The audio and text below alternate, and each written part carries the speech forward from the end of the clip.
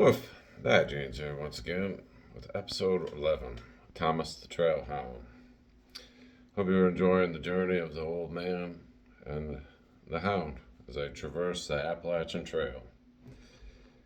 You know, it's just a way to unplug spoken word like the way of the old people. I know I'm getting to be one of them.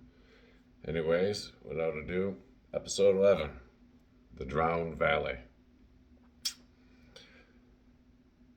Morning came quiet as I held breath, half prayer, half promise. We left Dennis Cove behind us, and the trail broke open to a lake that shouldn't exist. The map said Watauga, but the locals whispered it once had another name, back when the valley still breathed air instead of water. He stood there a long time, the old man. Shoulders easy, eyes heavy, below us, stumps rose like fingers of a half-remembered hymn. They say the dam swallowed a town whole, churches, kitchens, orchards, even a swing set. Somewhere down there, bells still rust in the dark. I watched his reflection tremble on the surface for a moment. I couldn't tell which of them was real, the man or the memory. Maybe that's what healing really is, to flood the old world so the new one can shine. Whole towns disappear so someone miles away can keep their lights on. Maybe that's what he'd been doing all this time, holding his breath beneath the surface, keeping others warm while he went cold. He found a scrap of wood washed up on the shore, shaped like it once had purpose. Ran his thumb along the grain, then tossed it back. The splash sounded final, but soft, like forgiveness instead of goodbye. The breeze picked up after that.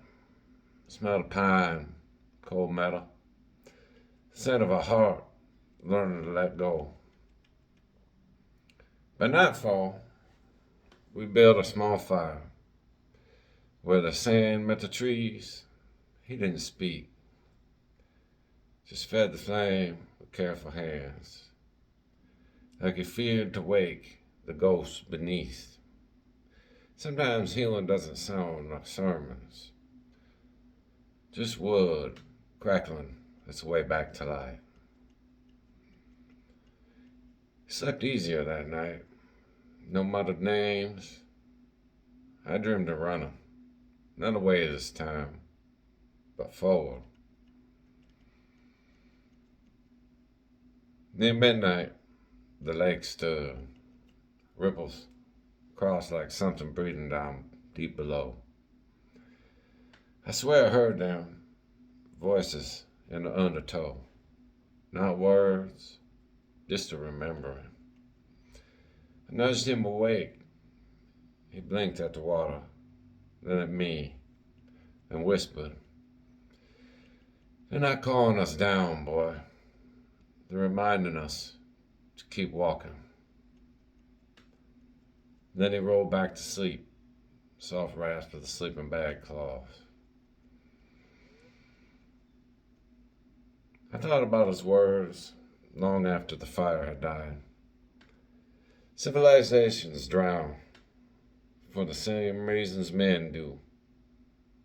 They mistake depth for permanence, but truth floats. Always, even when the ones who find it sink away.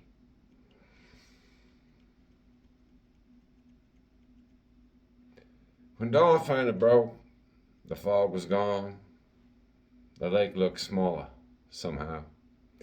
Maybe because we had already crossed it in our hearts.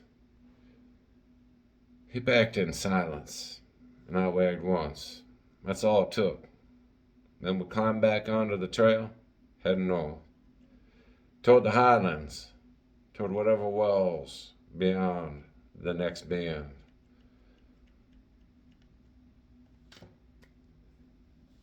Thank you. That's episode 11. We got 2 more episodes before the end of Act 1.